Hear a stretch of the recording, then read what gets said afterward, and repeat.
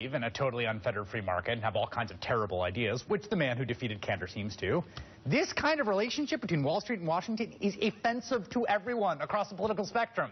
It is everything that people hate, not just about the Republican Party, frankly, but about our modern political system in general. That is why Eric Cantor lost, because people in his district viewed him as out of touch, as a creature of this corrupt system. His opponent successfully painted him as a corrupt symbol of a corrupt Congress, and his opponent was right. Joining me now, Sam Cedar, MSNBC contributor, host of Majority Report, McKay Coppins, senior writer for BuzzFeed, and Jess McIntosh, communications director for the progressive PAC Emily's List. Ryan Lizza had this really interesting piece where he talked about the kind of populist campaign that Brett ran, in which he talked about the fact that big business and big government were in with each other, that he talked about Wall Street. He talked about the fact that Cantor wasn't on the side of the little guy. And I think there's just a lot of populist anger against Congress, and Eric Cantor kind of represented the worst of it.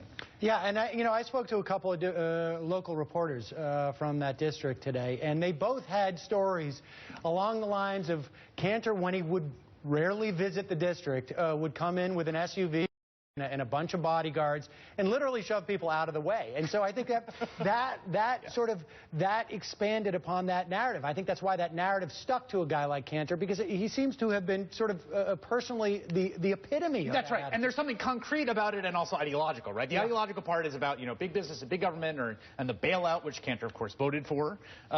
There's that aspect. And then there's just the blocking and tackling of constituent services. And it just seems like the guy was totally AWOL. Yeah, I mean, you have to go through at least the pageantry of local politics when you're a congressman. You have to show up at your district. You have to eat at the local diner. You have to know your neighbors and hang out there. You can't roll in with a motorcade and be on the Sunday shows. You have to pretend to care about the hoi polloi. Because who keeps sending you back to have steak with banking lobbyists. Because let's be totally truthful here. It's not as though John Boehner or Nancy Pelosi are really, men and women of the people. They're all, wealthy They're all Washingtonians. They're creatures but of they at least pretend to be in touch with their constituents, and Cantor had given up on that, it appears. Jess, as someone who works on campaigns, works in politics, this would be a teachable moment. If I was John Boehner today in that emergency meeting, I would have been like, everybody go back to your district, knock on doors, eat in the local diner, talk to the local press. Like, no one in this room is too good for doing that.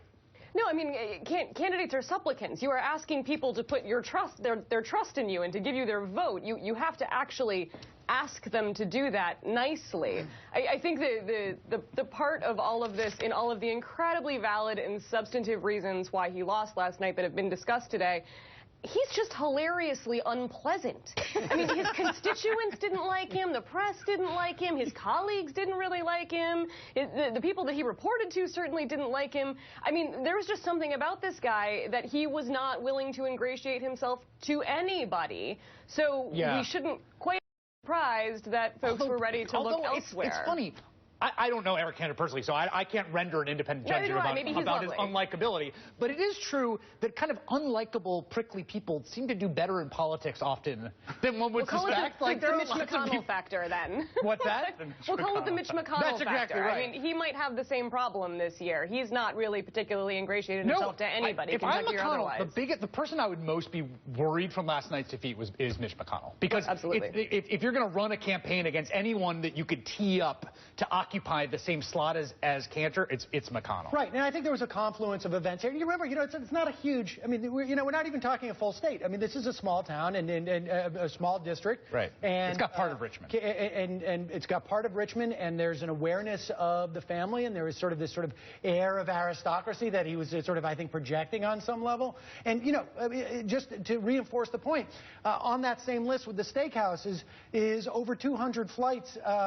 With Delta. He lives 90 miles away from his district. Right. He's not flying there. He's flying somewhere else during that year. In fact, I love this detail, he's just raising money for some candidate in Long Island last week. It's like, buddy, get back in the district. Yesterday morning. Yesterday morning he wasn't in his district. That's right. I don't know. Here's my question, my outstanding question. If I was sitting in that press conference today, I wanted to ask Eric Cantor, did you vote yesterday? No, I'm honestly asking you the question because his schedule had him in D.C. all day until he left at 6. He came back after polls closed. So unless he cast an absentee ballot or he was there first thing in the morning, that's my outstanding question. I want to talk about the polling disaster that was yesterday. Also, you did some reporting on this secret dinner of Montgomery Burns-esque right-wing figures. I want to hear about all of that after this break.